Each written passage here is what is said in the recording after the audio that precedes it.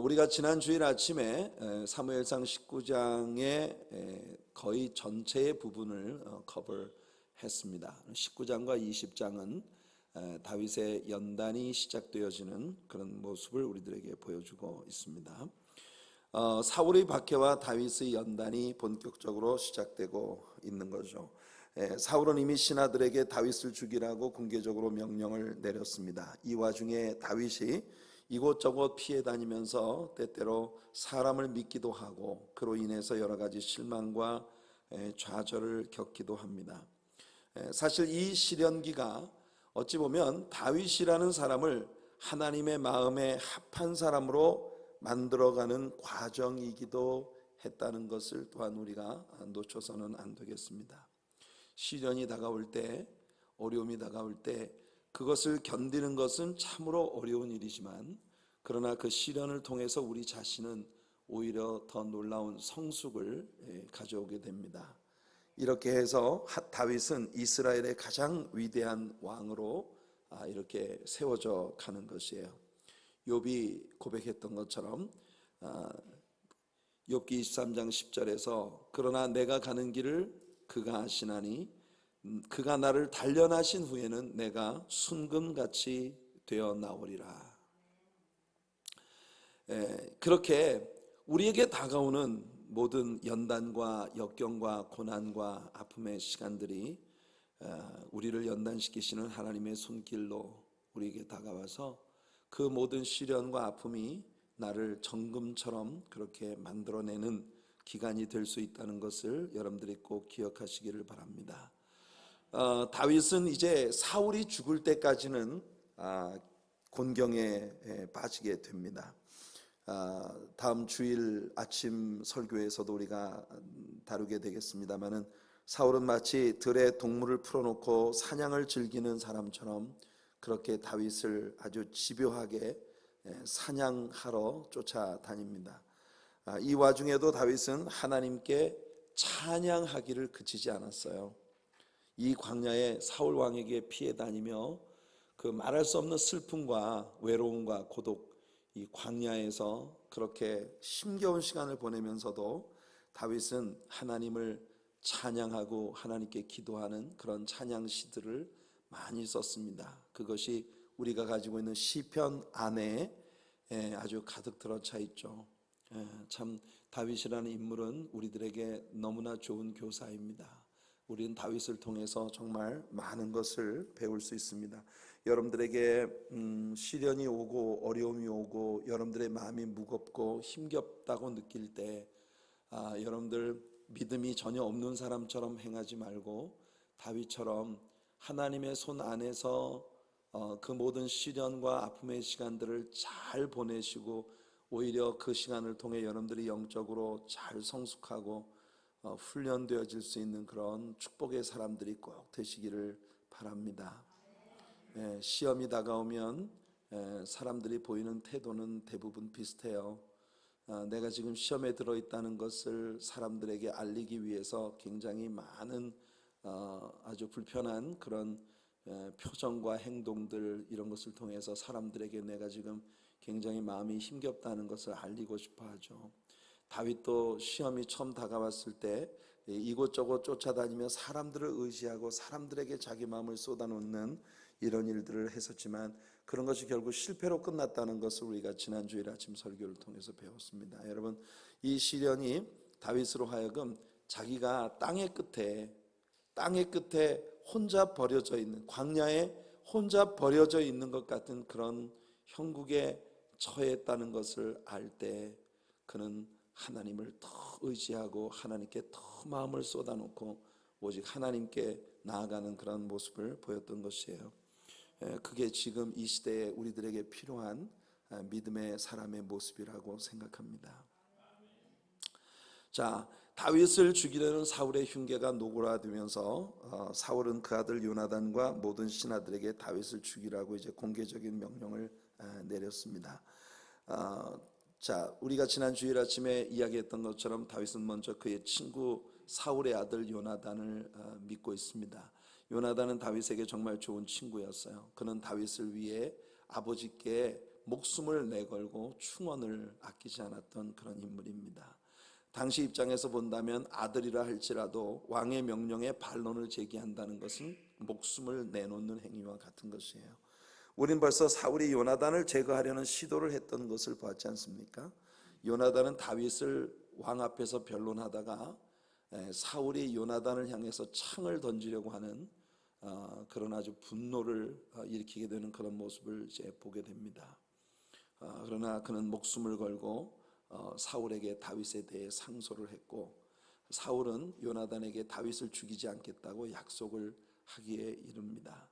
요나단은 이것을 다윗에게 가서 전했고, 다윗은 요나단을 더 믿고 다시 왕궁으로 돌아옵니다. 그러나 이때 다시 전쟁이 일어나고 블레셋과 이스라엘 사이의 전쟁에서 다윗이 나아가 용맹스럽게 큰 승리를 거두게 됩니다. 다시 백성들의 인기가 다윗에게로 기울어지는 것을 보자 사울은 또 다윗을 죽이려고 자기를 위해서 미쳐가고 있는 자신을 위해 수금을 연주하며 이 힐링을 위해서 애쓰고 있는 그런 다윗을 향해서 느닷없이 창을 두 번이나 던지죠. 참 드라마틱한 장면이라고 생각합니다. 여러분, 사울과 다윗을 이 시점에서 한번 비교해 보십시오. 다윗에게는 성령이 충만한데 사울에게는 악신이 충만합니다. 다윗은 사울을 살리려는 연민과 동정심, 정말 그 컴패션, 이 사울을 살리고자 하는 그런 이 동정심을 가지고 연민을 가지고 사울을 위해서 간절히 연주하며 하나님께 이 사울을 의탁하고 위해서 기도하는 그런 모습을 보이고 있는데, 사울은 다윗을 죽이려는 살의와 미움으로 꽉 들어차 있는 그런 모습을 보이죠. 다윗은 수금을 연주하고 있고 사울은 단창으로 살인곡을 연주하고 있습니다. 이 사울이라는 인물과 다윗이라는 인물 두 사람이 보이고 있는 이 극명한 대조, 성도 여러분, 이 세상에 섞여 사는 많은 무리들 가운데 언제나 이 두 부류의 사람들이 공존하고 있다는 것을 여러분 잊지 마세요. 여러분들은 성령 충만한 사람 되시기 바랍니다. 미움보다는 늘 연민과 사랑의 마음을 가진 여러분들이 되시기를 바라고, 여러분들의 손에 들려 있는 것을 가지고 여러분들의 이기심을 채우려고 휘두르는 사람들이 아니라 여러분이 가진 모든 것들을 동원하여 하나님께 위탁하고 하나님의 뜻이 이 땅에 이루어지는 것을 위해 주님을 찬양하며 나아가는 그런 다윗과 같은 인물들이 되시기를 예수님 이름으로 축복해 드립니다. 요나단을 믿는데 실패했어요. 그래서 이제 그는 집으로 도망을 칩니다. 거기서 그는 자신의 아내 미갈을 의지합니다. 미갈이라는 여자가 어떤 여자인지 지난 주일 아침 설교를 통해서 우린 함께 다루었습니다. 미갈은 다윗을 피신시키고 그리고 대신 침상 위에 우상을 눕혀놓고 그 위에 염소털 이불로 위장을 해두었습니다. 이 사울이 보낸 군사들이 미갈의 집에 들이닥쳐서 침상 위에 다윗이 누워있다고 생각하고 칼을 꽂았는데 보니까 그 속에 우상이 들어있었어요. 이 시점에 우리가 깜짝 놀라게 되는 것은 뭐냐 하면, 미갈의 집에 뭐가 있었다고요? 우상이 있었다는 것을 우리는 여기서 보는 겁니다. 드라빔, 바로 그 가정 수호신이었었던 드라빔이라고 하는 우상을 이 미갈이 그녀의 집에 가지고 있었다는 거예요. 여러분, 창세기를 배울 때 이 드라빔에 관한 이야기를 배운 적이 있으십니다. 누구의 이야기에 나오죠? 야곱의 이야기에 이 드라빔이 나옵니다. 바로 그 외삼촌 라반의 집에서 야곱이 이제 야반 도주를 할 때 그가 사랑했던 라헬이 아버지의 드라빔을 훔쳐가지고 이제 왔었던 것을 우리가 창세기에서 배운 적이 있었어요. 아버지가 야곱을 뒤쫓아와서 네가 내 호의를 무시하고 심지어 우리 집에 드라빔까지 훔쳐가지고 도망을 가냐. 이 드라빔이라고 하는 것은 여러분들이 무엇을 이렇게 생각하시면 되냐면, 여러분 그 차이니스 레스토랑 같은 데 가면 식당 들어가는 입구에 이 신주단지 이렇게 해놓은 거 보셨죠? 보셨나요? 그 보면 향도 꽂아놓고, 요즘에는 그 촛불도 전기로 이렇게 장식을 해놓고, 참 세월이 바뀌어가면서 이런 것들도 다 현대화되어 가고 있는, 그래서 바로 그런 가정 수호신, 그런 것이 바로 드라빔이에요. 그런 그 우상을 이 미갈이 자기 집에 가지고 있었다는 것입니다. 그러니까 참 하나님의 백성인 다윗의 집안에 미갈이라고 하는 여자가 자기의 그 드라빔을 가지고 있었다고 하는 것이 우리들에게 상당히 흥미로운 교훈을 제공합니다. 여러분, 우리 예수 믿는 사람들인데 예수 믿는 우리들의 삶 속에 드라빔이 떡 존재하고 있는 것은 아닌지, 여러분, 하나님이 아닌 여러분들이 신뢰하고 의지하는 그 모든 것들을 다 버리는 여러분들 되시기 바랍니다. 야곱이 여러분 베델로 하나님의 명령을 받고 형 에서의 낯을 피하여 도망치던 그때 자신에게 나타났던 그 하나님을 다시 만나려고 베델로 돌아갈 때, 그 처음 사랑의 현장으로 돌아갈 때 그가 해야만 했었던 것은 자기 집안 구석구석에 숨어 있었던 하나님을 대신하던 그런 각종 우상들을 전부 끄집어내서 다 불살라버리고 파괴시켜버리고, 그리고 난 다음에 세겜을 떠나 베델로 하나님이 처음 그에게 나타나셨던 그곳으로 돌아갔었던 것을 우리는 배운 바 있습니다. 자, 어떻든 미갈이라고 하는 여자는 사울을 피신시켜 준 것 같았지만 사울 왕에게 가서 다윗이 나를 죽이려고 했기 때문에 내가 어쩔 수 없이 저 사람을 피신시켰다, 이런 말로 사울의 분노를 부채질하고 있는 그런 미갈의 모습을 우리는 봅니다. 그녀의 마음이 정말 어디에 있는지 우리는 알 수가 없어요. 많은 때에 사람이라는 존재가 그렇죠. 저 사람 속에 진짜 뭐가 있는 것일까 하는 그런 의혹을 갖게 되는 일들을 우리는 참 많이 만납니다. 이 미갈이라고 하는 사람을 믿었던 것은 그래서 다윗에게 큰 실수였어요. 우리가 말씀을 공부하면서 다윗이 미갈과 결혼했던 건 그의 일생 가운데 그가 저질렀던 몇 가지 큰 실수 가운데 하나였다. 참 불행한 일이었습니다. 자, 그리고 이제 다윗은 사무엘에게로 가죠. 라마나요. 그래도 다윗이 사람들을 이 사람 저 사람 의지했던 것 중에는 그래도 이 선지자의 무리를 의지했던 것이 그중 나은 선택이었다. 하지만 역시 사무엘 역시도 끝까지 다윗을 책임져 줄 수 있는 것은 아니었다. 여러분, 결국 다윗의 영원한 안전은 오직 하나님 한 분께만 있다는 것을 우리는 이 말씀을 통해서 배우게 되는 것입니다.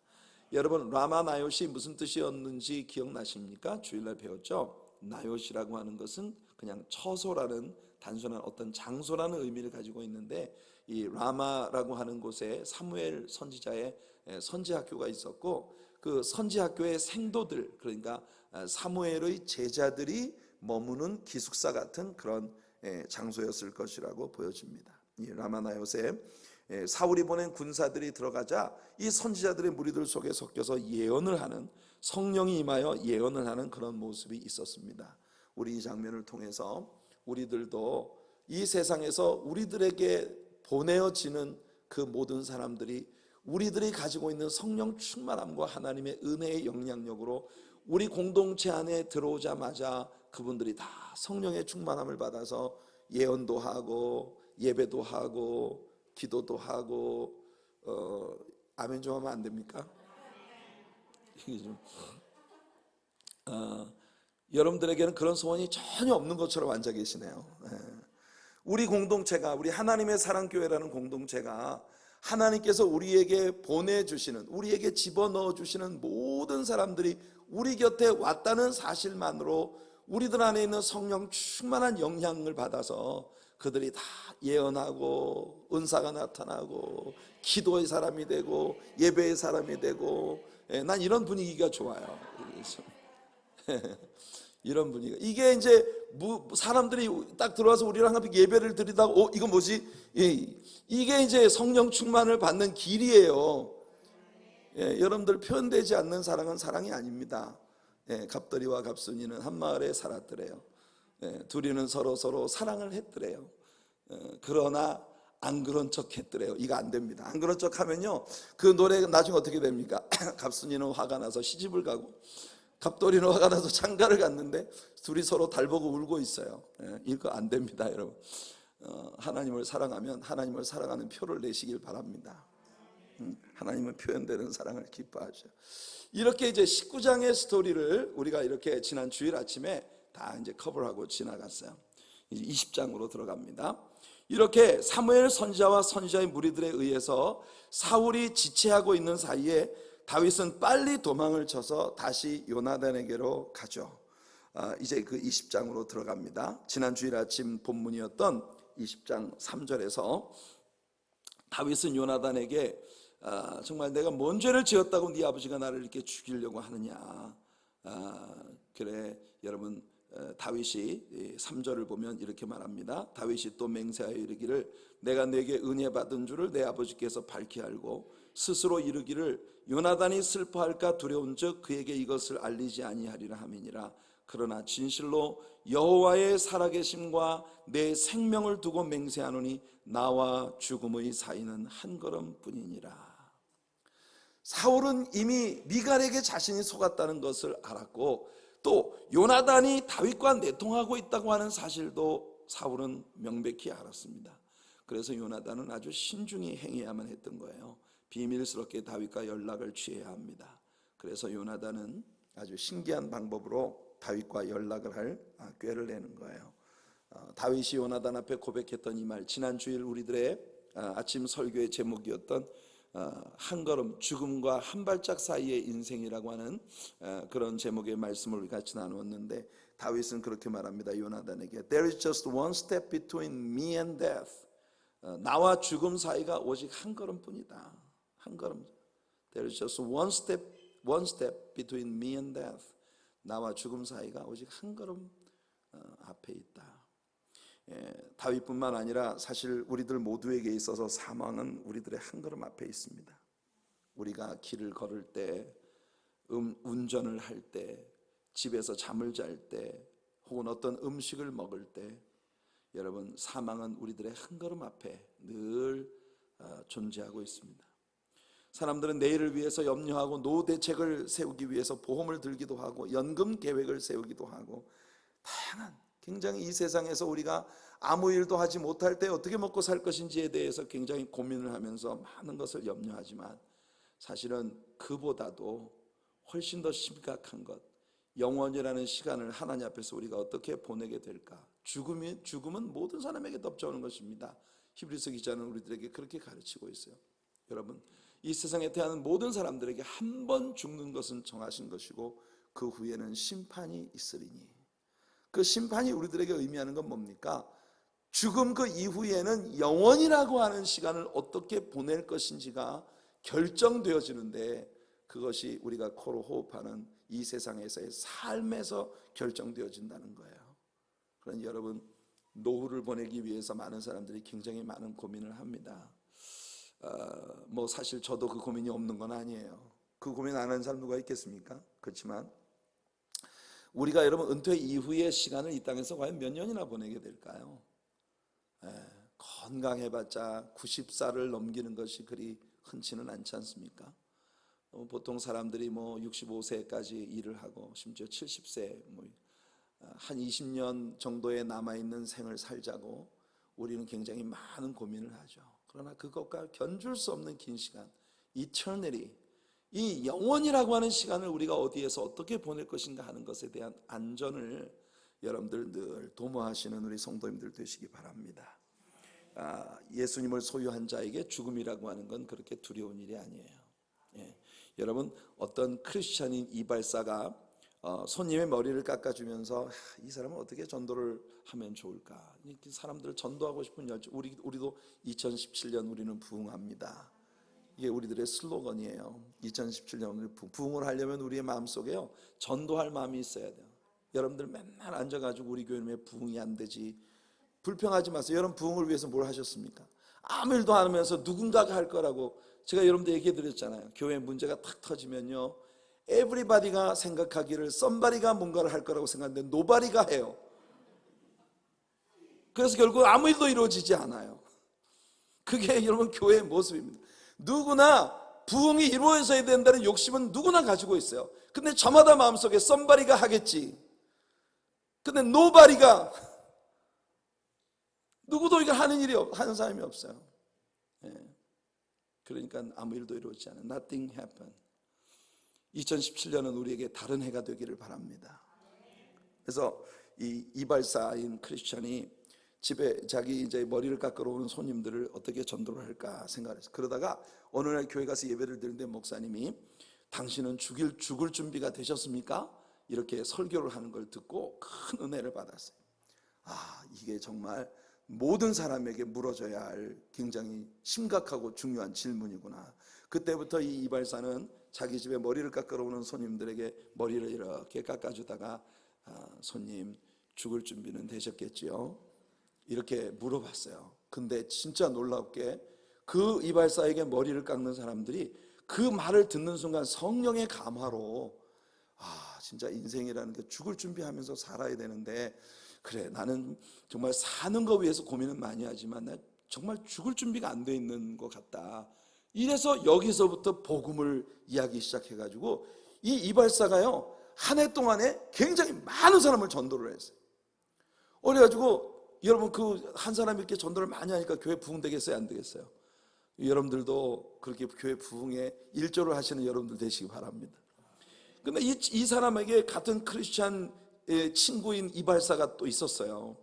그 이발사가 야 너는 어떻게 이렇게 전도를 많이 하냐, 나는 진짜 전도 좀 하고 싶은데 나는 전도 용기가 안 나서 못하겠네, 넌 어떻게 이게 전도를 많이 하냐. 그러니까 이 친구가 하는 말이 야 딴 거 없다, 나는 목사님 설교를 듣다가 죽을 준비는 되셨겠지요. 이 말씀에 내 은혜를 받아가지고 이게 사람들 머리 깎아주면서 머리 깎다 말고 그 사람한테 손님 죽을 준비는 되셨습니까? 이게 그냥 성령께서 감동을 주셔가지고 많은 사람을 전도했다고 이렇게 얘기를 했어요. 그러니까 이 이발사 친구가 그래 나도 한번 해봐야지 가가지고서 이제 손님 머리를 깎아주면서 어느 시점에 이 말을 해야 되나 계속 고민하는 겁니다. 머리를 이렇게 깎아주면서 손님 죽을 준비는 되셨습니까? 이게 황하고 어색하고 잘 안 되는 거예요. 그래서 머리를 다 깎았어요. 머리 다 깎을 동안 이게 그럼 머리 감아드리는 동안에 한번 물어봐야 되겠다. 그래서 머리를 이제 막 세면대에서 머리를 감아주면서 어느 시점에 내가 이걸 얘기를 해야 되지. 손님 죽을 준비는 되셨습니까? 또 놓쳐버렸어요. 그래가지고 이제 면도를 할 시간이 됐어요. 면도를 할 시간. 그 의자를 뒤로 딱 눕혀놓고 이 이발사가요 낑낑대는 거예요. 뭔가 그 손님이 이 수건으로 눈을 이렇게, 옛날에 이발소 가면은요 이 사람이 이렇게 눕혀놓고 눈을 이렇게 수건으로 이렇게 가려놓고, 그리고 이제 이발사가 이제 면도할 준비를 하는 거예요. 그 컵에다가 거품을 이렇게 막 비누 거품을 막 이렇게 내고, 그리고 난 다음에 이제 이발사가 뭘 하냐면, 옛날에는요 저 벽에 가죽으로 된 이게 띠가 있었어요. 그 가죽띠에다가 면도날을 이렇게 슥슥슥슥 갈거든요.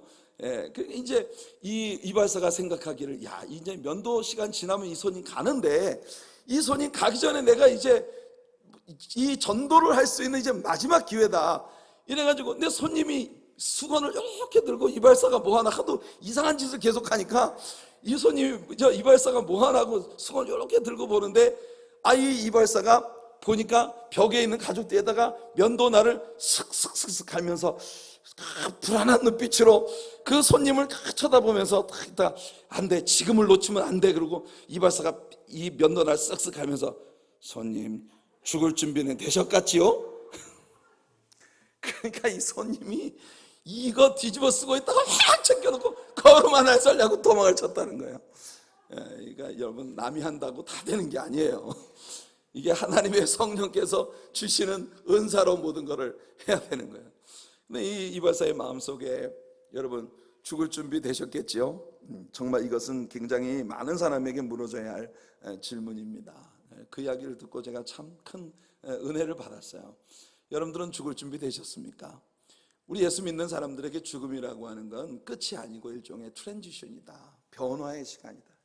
바울 사도가 고린도 교인들에게 말한 것처럼 썩을 것으로 심고 썩지 아니할 것으로 살고, mortal being, 이 정말 유한한 제한된 존재를 벗어버리고 immortal, 완전히 그 영원한 제한이 없는 그런 무한대의 그런 영광의 삶으로 우리가 나가는 거예요.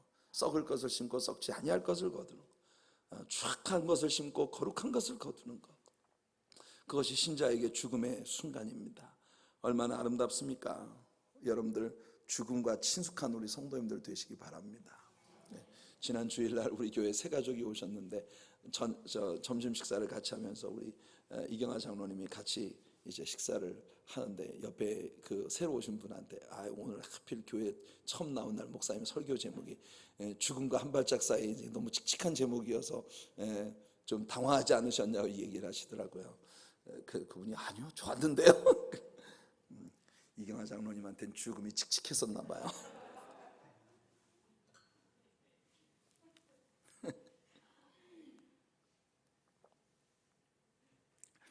자, 이와 같이 죽음과 한 발짝 사이에 절박한 삶을 사는 다윗에게 요나단 같은 친구가 있다는 건 정말 좋은 일이죠.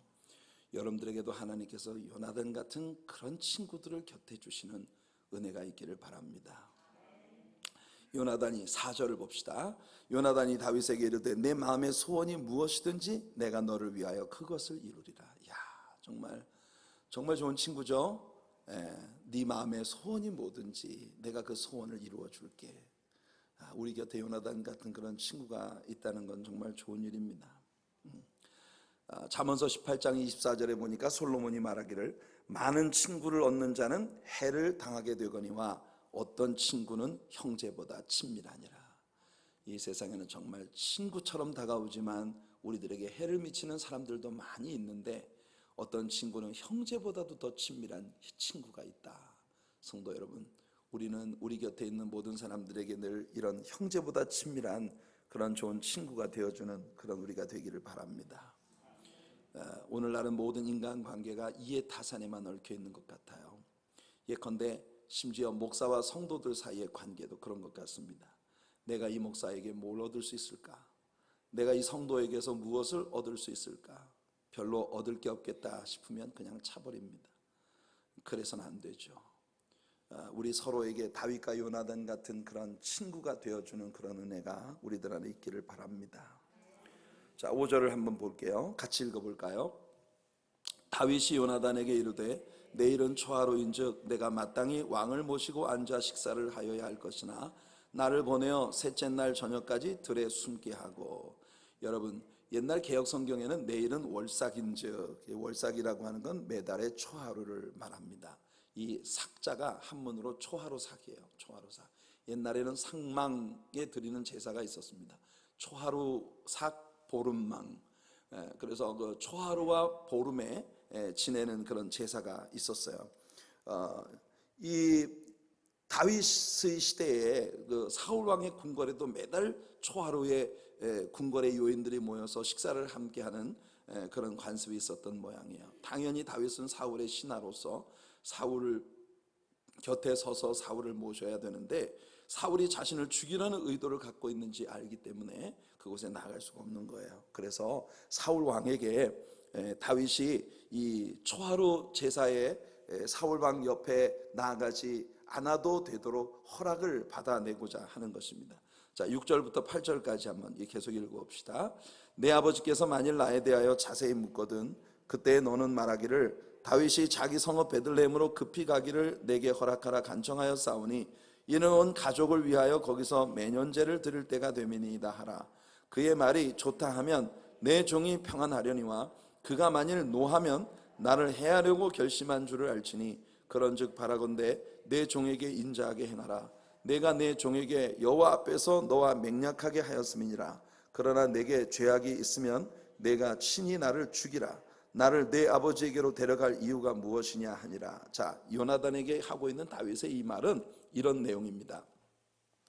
요나단은 다윗은 요나단에게 자기를 네 종이라고 그렇게 부르고 있어요. 자신을. 그래서 네가 볼 때 내가 네 아버지가 생각하는 것처럼 내가 무슨 죄를 지었다고 생각하거든 네 손으로 나를 죽여라. 나를 네 아버지 앞에 데려갈 이유가 뭐가 있겠냐. 자, 네가 아버지한테 가서 다윗을 내가 자기 가족들의 그 매년에 드리는 연례 행사에 가겠다고 해서 내가 다윗을 보내줬습니다라고 아버지한테 얘기를 해봐라. 그랬을 때 사울이 그래 알았어 이렇게 이야기하면 그거는 사울의 마음속에 다윗을 죽일 의도가 없다는 뜻이고, 네가 아버지 사울한테 가가지고 아버지 다윗이 오늘 여기 못 온 이유는 자기 집에 매년 무슨 그 행사가 있어서 갔다 오겠다고 해서 제가 보냈습니다 이렇게 말을 할 때 사울이 노발대발한다는 건 그럼 분명히 사울의 마음속에 다윗을 죽일 의향이 있다는 것이다. 네가 그렇게 알아라. 이렇게 이제 요나단에게 말을 한 거예요. 그러니까 일종의 표징을 구하는 거죠. 16절 17절 말씀을 한번 봅시다. 16절 17절 같이 읽어보겠습니다. 시작. 이에 요나단이 다윗의 집과 언약하기를 여호와께서 다윗의 대적들을 치실지어다 하니라. 다윗에 대한 요나단의 사랑이 그를 다시 맹세하게 하였으니 이는 자기 생명을 사랑함같이 그를 사랑함이었더라. 자, 요나단은요 자기 생명을 사랑하는 것처럼 다윗을 사랑했다. 우리는 이 성경이 다윗에 대한 요나단의 마음속에 품고 있는 이 사랑에 대해 묘사하고 있는 부분들을 전부 모아서 한번 공부를 해보면 정말 감동이 됩니다. 요나단은 진짜 다윗을 마음으로 아주 깊이 사랑하고 있는 그런 사람이에요. 그러니까 네 아버지가 이 나를 그 아버지 앞에 매일 제사에 모셔야 되는데 내가 부재했을 때에 네 아버지가 분노하면 그 네 아버지가 나를 죽이려는 뜻이다. 그래서 이제 요나단이 다윗에게 알았다. 내가 아버지한테 가서 그렇게 이야기를 하고 그 다음에 너에게 소식을 전하는데 너는 숲에 숨어 있어야 되고 나는 이제 아버지 옆에 있어야 되니까 소식을 전달할 방법이 없지 않냐. 그래서 요나단이 시그널을 정합니다. 그게 뭐냐면은 내가 아버지와 이 들판에서 아버지를 모시고 옆에 서 있을 때 너는 저 숲속에 숨어 있어라. 그럼 내가 화살을 저쪽을 향해서 쏘면서 옆에 있는 그 부관에게 가서 화살을 주워오라고 너 있는 근처로 보낼 거야. 그러면서 내가 야 화살이 그 네 앞에 있잖아. 이렇게 빨리 뛰어가. 이렇게 이야기를 하거든. 빨리 도망가라는 뜻인 줄 알아라. 무슨 말인지 알겠죠? 요나단이 다윗에게 이렇게 시그널을 정해주는 거예요. 그래서 요나단이 사울에게 이야기를 해보니까 사울이 아주 심히 분노하는 것을 보고 요나단이 생각합니다. 아버지가 너를 죽이려고 하는구나. 그래서 요나단이 화살을 쏘고는 그 소년에게 저 앞에 화살 있잖아 빨리 뛰어가 이렇게 얘기를 해서 다윗으로 하여금 멀리 도망을 가도록 이렇게 요나단이 다윗에게 시그널을 보낸 것입니다. 자, 아까 16절과 17절 말씀을 우리가 읽었는데 이 부분이 굉장히 중요해요. 요나단이 다윗의 집과 언약을 했다. 이 언약이 뭐냐 하면 여러분 우리는 요나단이 장차 이스라엘의 왕이 다윗이 이스라엘의 왕이 될 것이라는 걸 이미 알고 있었다는 걸 배웠습니다. 그래서 요나단은 다윗에게 맹세를 시키는 거예요. 여러분 어쩌면 요나단은 하나님의 의도에 대해서 너무 잘 알고 있었던 인물인 것 같아요.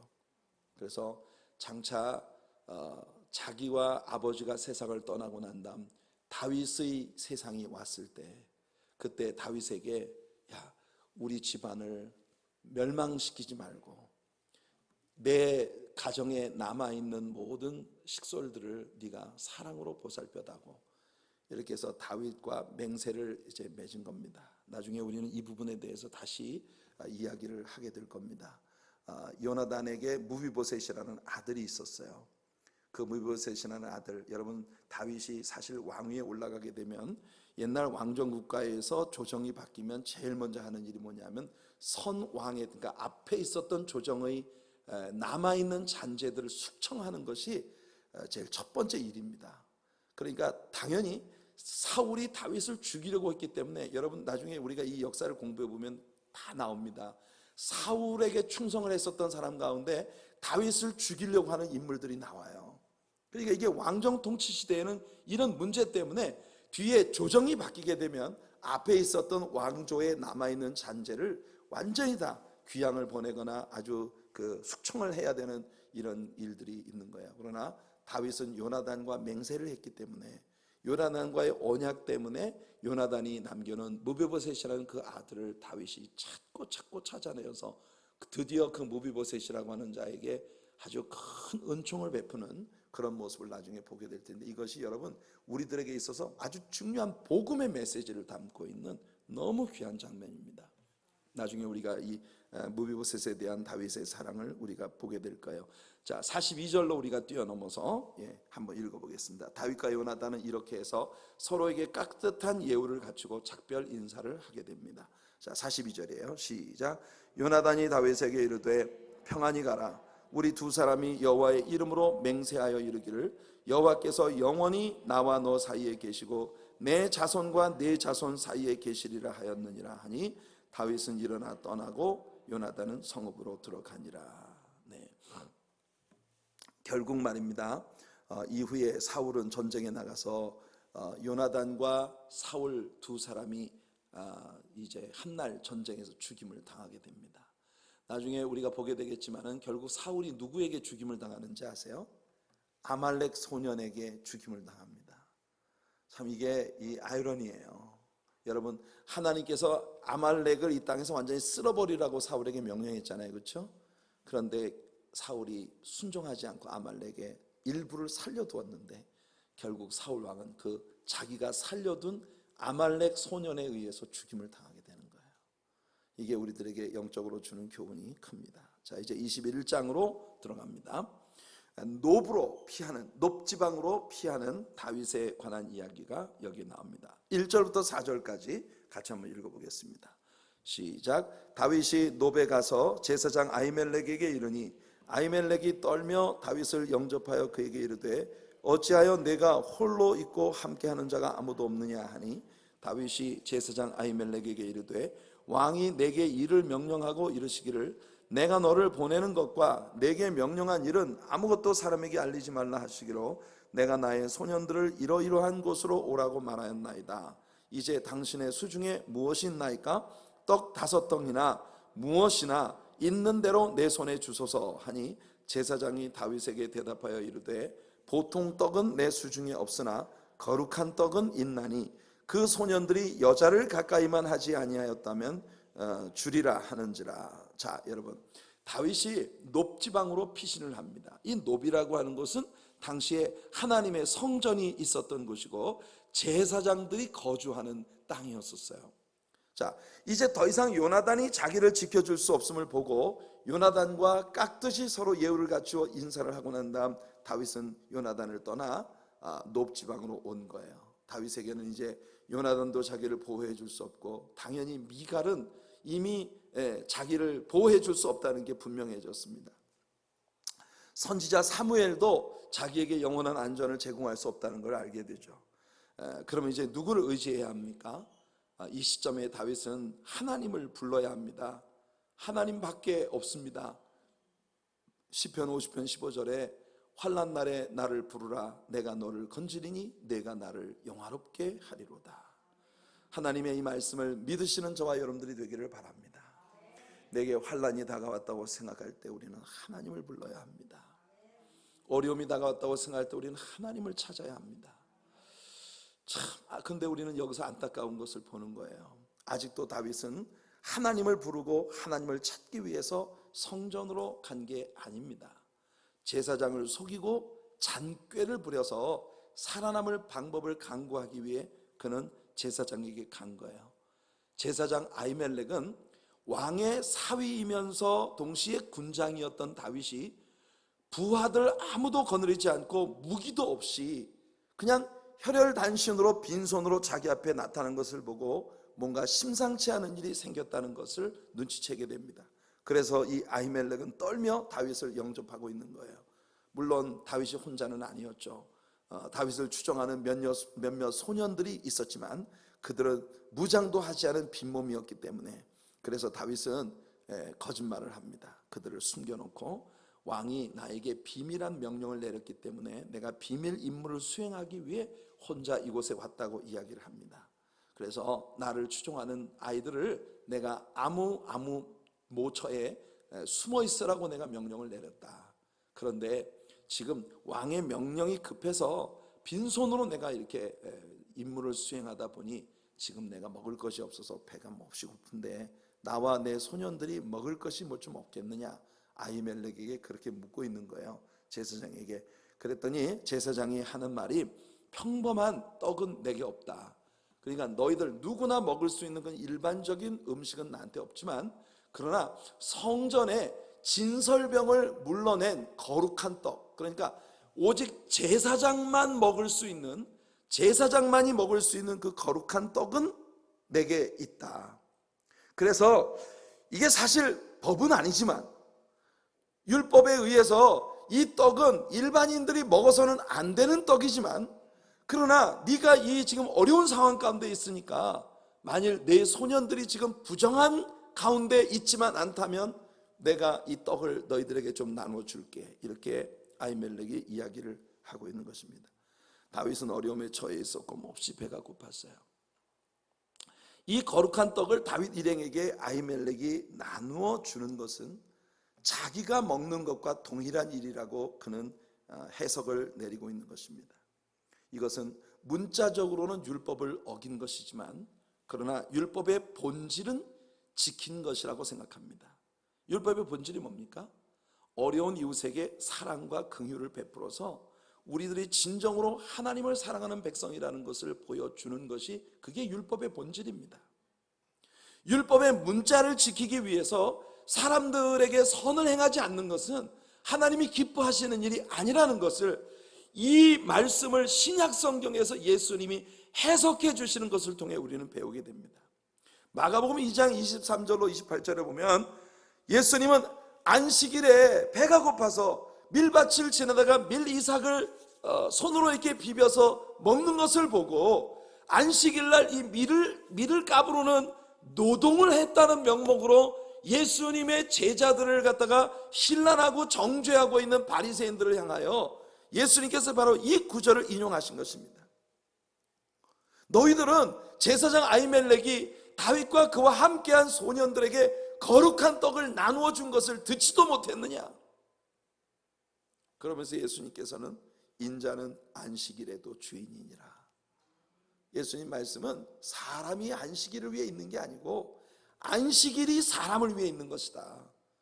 율법의 기본 정신은 사람을 살리자는 것이지, 율법의 법조문을 들어 사람을 괴롭히려고 율법이 존재하는 게 아니라는 걸 예수님께서는 바로 이 아히멜렉이 다윗에게 베풀어 준 선행을 인용하시면서 말씀하고 있는 거예요.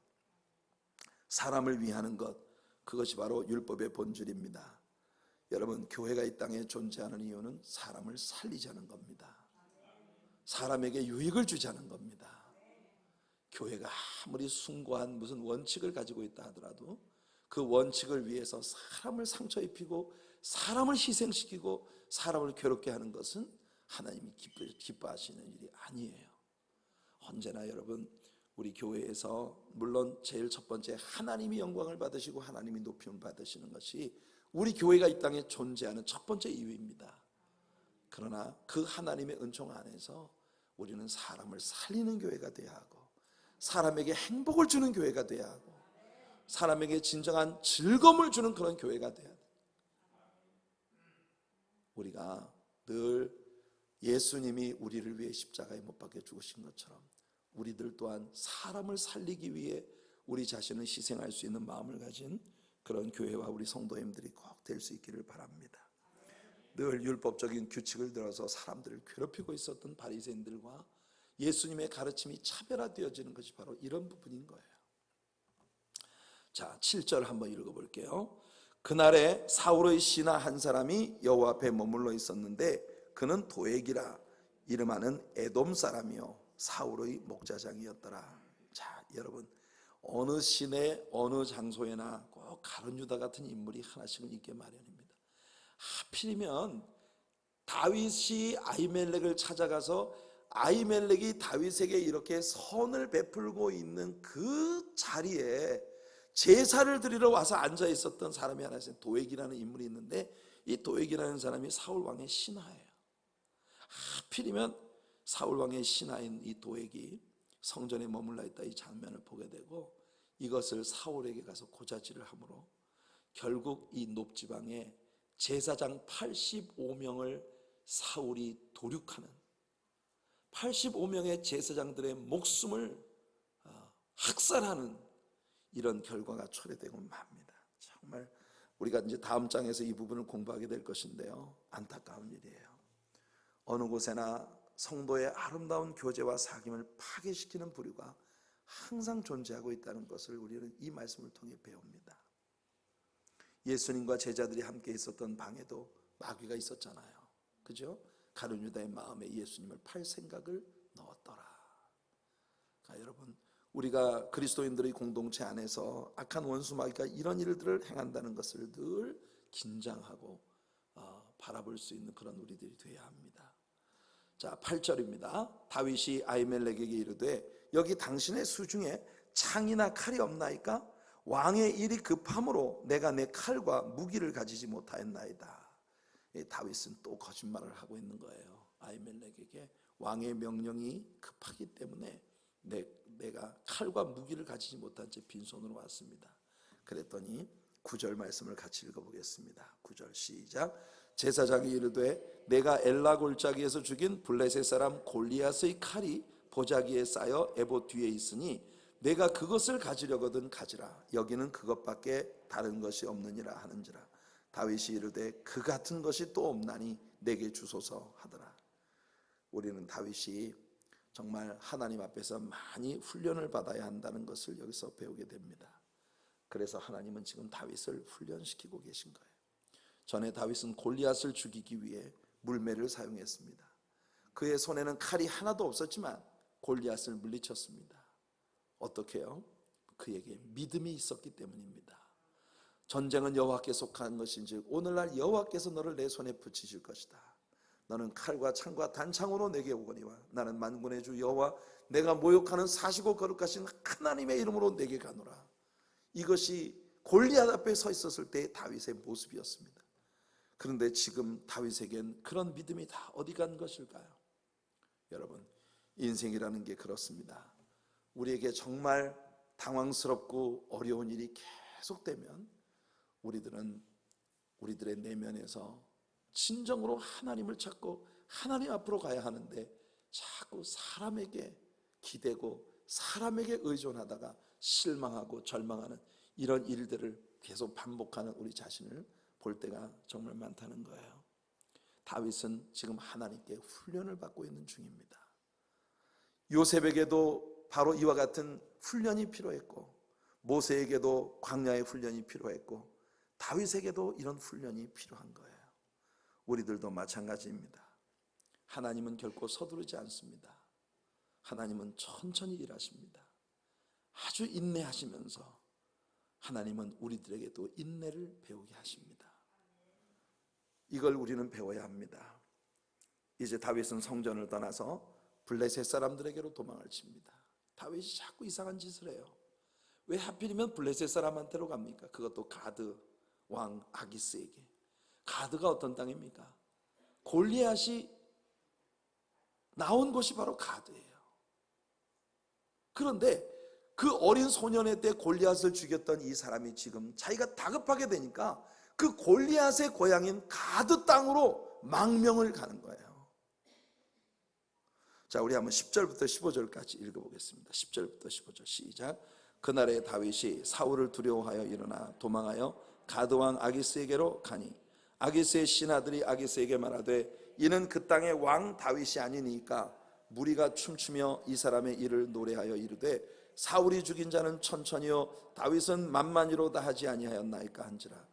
다윗이 이 말을 그의 마음에 두고 가드왕 아기스를 심히 두려워하여 그들 앞에서 그의 행동을 변하여 미친 채 하고 대문짝에 끄적거리며 침을 수염에 흘리매 아기스가 그의 신하에게 이르되 너희도 보거니와 이 사람이 미치광이로다. 어찌하여 그를 내게로 데려왔느냐? 내게 미치광인가 부족하여서 너희가 이 자를 데려다가 내 앞에서 미친 짓을 하게 하느냐? 이 자가 어찌 내 집에 들어오겠느냐 하니라. 여러분, 하나님은 다윗이 진정으로 하나님께로 돌아올 때까지 그를 훈련시키실 것입니다. 자신이 언제나 싸워서 이겼었던 블레셋 사람들에게로 도움을 받으러 들어갔던 이 어리석음, 자신의 원수 되었던 자 앞에서 미친 척해서 겨우 빠져나와야 하는 이 비참함, 인간의 잔꾀는 언제나 이렇게 어리석은 결과를 우리에게 초래할 뿐입니다. 어쩌면 다윗은 이스라엘의 원수인 블레셋 사람에게로 가면 그들이 다윗을 환영해 줄지도 모른다는 생각을 했던 것 같아요. 그러나 바로 이 순간 블레셋 왕 아기스 앞에서 그 신하들이 다윗에 대하여 저자가 장차 이스라엘의 왕이 될 자가 아닙니까? 참 언제나 있잖아요. 진리는 하나님의 원수들이 더 잘 알아요. 여러분들 예수님의 때에도 그랬잖아요. 예수님이 제자들에게 누차 말씀하셨습니다. 내가 이방인의 손에 넘겨서 십자가 못 박혀 죽음 당할 것이고 내가 사흘 만에 다시 살아나리라. 제자들 중에 그거 기억한 사람이 있었습니까? 없었단 말이에요. 근데 그걸 누가 기억했어요? 원수들이 기억을 했어요. 그래가지고 빌라도에게 와서 저자가 살아있는 동안에 끊임없이 그 제자들에게 자기가 죽었다가 사흘 만에 살아난다 했습니다. 저 무덤을 군사들을 보내 지켜야 됩니다. 그렇지 않으면 저 제자들이 시체를 훔쳐가 놓고 그가 다시 부활했다고 말할 겁니다. 아이고, 예수님 제자들은 전부 무서워서 문들을 닫아놓고 다락방에 모여 있는데 원수들이 예수님 말씀을 다 기억하고 있어요. 하여간 귀신은 귀신같이 아는데 늘 하나님 앞에 배우는 신자들은 이귀로 듣고 이귀로 흘리니까, 심지어 어떤 사람은 그게 은사라고 말하는 사람도 있어요. 참, 은사치고는 정말 고약한 은사를 받았어요. 여러분, 어떤 분은 저에게 그럽니다. 우리가 그렇게 자꾸 잊어버려야 목사님이 계속 할 말이 있지 않느냐. 그래서 우리가 자꾸 잊어버리는 게 목사님의 은혜다. 여러분, 저 그런 은혜 필요 없습니다. 언제나 그래요. 원수들이 먼저 알아. 지금 이 다윗이라는 사람이 장차 하나님께서 이미 그에게 왕이 될 거라고 기름을 부으시고 하나님이 들어 쓰실 인물이라는 걸 이스라엘 왕 사울은 모르는데 그들의 원수인 가드 사람들이 명백하게 알고 있다는 거예요. 이런 아이러니가 역사 속에 언제나 반복됩니다. 여러분, 귀한 것을 놓치지 않는 여러분들 되시길 바랍니다. 어떻든 다윗은 아기스에게로 망명을 요청했다가 신하들이 다윗의 존재에 대해서 이렇게 왕에게 이야기하는 것을 보고 안 되겠다, 갑자기 마음을 바꾸어서 왕 앞에서 미친 척하는, 수염에 침을 줄줄 흘리면서 벽을 끄적끄적 그렇게 하고 앉아있다가 결국 아기스에게 쫓겨납니다. 우리 가드 땅에 미치광이가 없어서 미치광이를 또 하나 데리고 왔냐 이러면서 결국 다윗을 쫓아내죠. 정말 우여곡절들이 다윗에게 반복되는 걸 봅니다. 돌아오는 주일 아침 설교를 통해서 우리가 배우게 되겠습니다만, 여러분, 다윗은요 이런 시련이 비교적 짧게 끝날 거라고 기대했었던 것 같아요. 그래서 이렇게 좌충우돌하면서 인간적인 잔꾀를 부리고 있는 겁니다. 그러나 자그만치 10년여의 세월을 다윗은 광야에서 이렇게 도망을 다녀야만 합니다. 정말 쉽게 끝나지 않았어요. 그렇지만 다시 말씀드리지만은 이 기간 중에 다윗은 하나님께 훈련을 받아 결국 하나님의 마음에 합한 사람으로 그렇게 연단을 받는 그런 과정을 보내게 됩니다. 지금 다윗이 아기스 왕 앞에서 미친 척하다 쫓겨나고 난 다음에도 시편 34편을 읽어보시면 시편 34편이 바로 이 시점에 다윗이 하나님 앞에 지은 시입니다. 그러니까 매 순간, 이 고난과 역경의 매 순간 다윗은 그것을 예배로 승화시키고 있다는 거예요. 아멘. 여러분들에게도 어려움이 다가오면 그 모든 것을 예배로 승화시키는 지혜가 여러분들에게 있기를 축복합니다.